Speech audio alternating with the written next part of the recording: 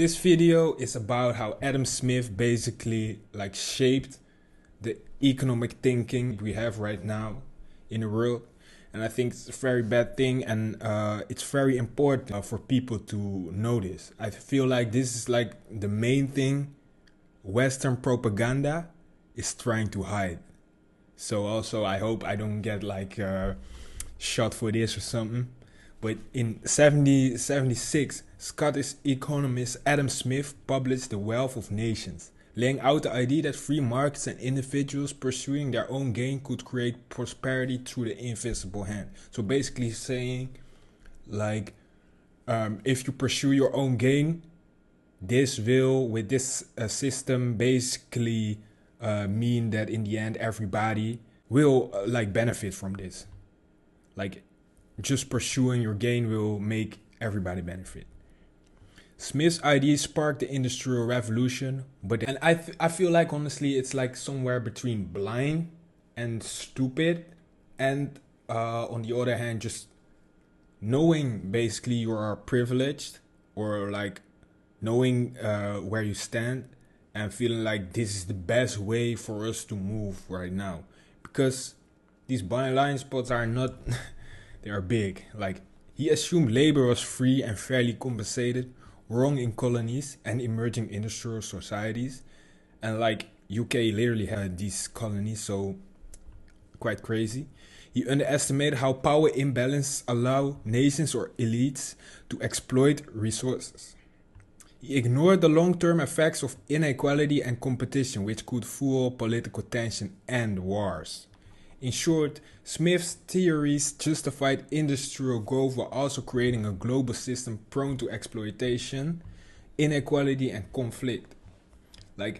Must have also have been some type of stupidity, because you don't want so much conflict, because at the end of the day this can also cost you.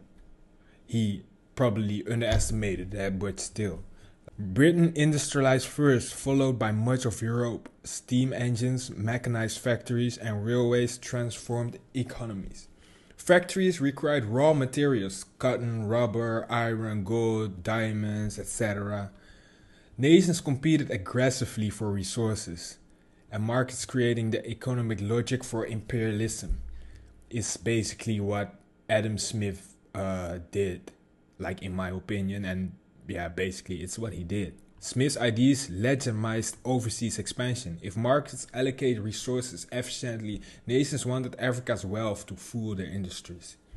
By the late 1800s, Europe carved up Africa. At the Berlin Conference, borders were drawn without consulting Africans, so no African was present. By 1900, roughly 90% of Africa was under European control. Britain owned Egypt to South Africa, France basically owned West and Central Africa, Germany, East Africa, Namibia, Cameroon, Togo. Germany tried these European countries basically did this imperialistic shit for prestige, resources, so the Africans' wealth, and also to be able to sell more products to people. That's why a lot of Africans are basically also victims of the propaganda. World War I reshaped the map. Germany lost, and the Treaty of Versailles 1990 stripped it of African colonies. Britain, France, and Belgium absorbed them under League of Nations mandates, expanding European control. This redistribution increased European access to African resources, created German resentment, fueling nationalist movements and tensions that contributed to the World War II. This Treaty of Versailles was a huge reason for World War II happening. So I want people to really know and realize that the way the West is trying to portray themselves as heroes for defeating the Nazis, and also portraying them to black people that he must be so happy that the Allies did this, that we would be way worse off if the Nazis were in power, is just wrong. And I want you to really realize that it's just wrong. Obviously, Hitler was a lunatic and very dangerous for everybody, but the Allies, Belgium, killed millions genocided like millions of Congolese people. So don't think that it's way better that Hitler is gone for us. It's not way better. Maybe a little bit, maybe not even, but like the Europeans, they were crazy already, like lunatics. And you can actually tell, you can basically say that World War II was good for Africans because after 1945, European powers were weakened, of course, because of this war, and Africa began gaining independence. Ghana in 1957, then many others in the 60s and the 70s. Yet, European influence persisted, especially in economics around Africa.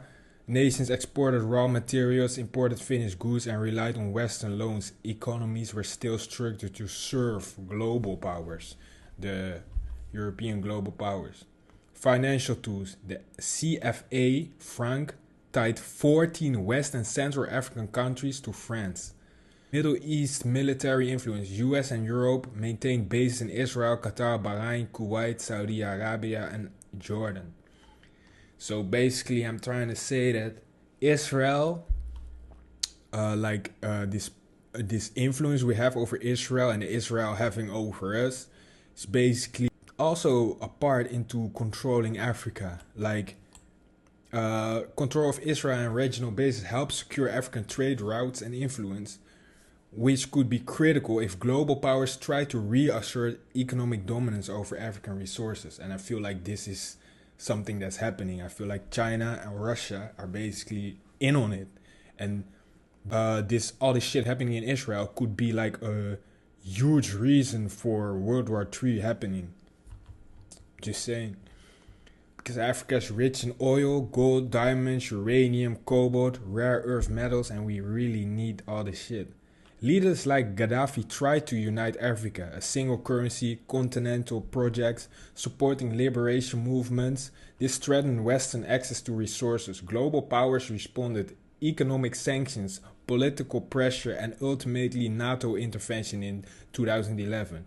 And if you think about it, like Gaddafi got killed by his own people, but because of these sanctions, political pressure, there was a lot of poor people and like a lot of problems in the country because of interference and the Europeans, the West and the West not wanting Africa to unite like that. Like, obviously, I'm not saying that Gaddafi was very good in every way, but like it was probably better off for Africans if he really united Africa. Like, it would have probably been way better off. And so you can see that sometimes it's not just directly like they kill the dictator. Sometimes they just keep the country down. You know what I'm saying? So that's something really important for you to understand, and it's also how propaganda works. Like, it's just they use influence they already have to keep their power. And that's the whole problem about Adam Smith's ideology and why it doesn't work in the benefit of the humankind. His ideas helped to kickstart the Industrial Revolution, but ignored power imbalances and labor exploitation and inequality. Industrialization and resource competition justified colonial expansion. Colonial inequality contributed to the global tension and both world wars. Today, Western influence in Israel, the Middle East, and Africa continues to shape resource access and global power dynamics. Dictators or visionary leaders can challenge this influence, but global powers have economic and military tools to respond, making Africa a potential flashpoint for future conflict. And I want to also really stress that everything Adam Smith said, we tried it. We really tried it. Capitalism, it just doesn't work.